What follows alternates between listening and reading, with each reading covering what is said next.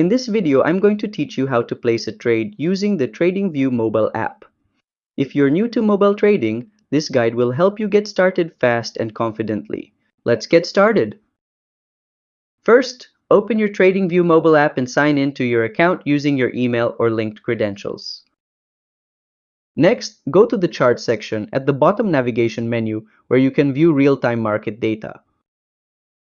Then, tap on the existing crypto or stock symbol at the top, search for the asset you want to trade like BTC USDT or TSLA, and select it. After that, you'll see buy and sell options appear at the top of the screen. Tap your preferred action. Now you can customize your trade order, adjust the quantity, set a take profit or stop loss, and review the price before hitting buy or sell to confirm the trade.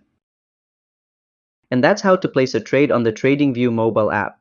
If this walkthrough helped you, give it a like and subscribe to How to Tutor for more quick and easy trading tutorials. See you next time!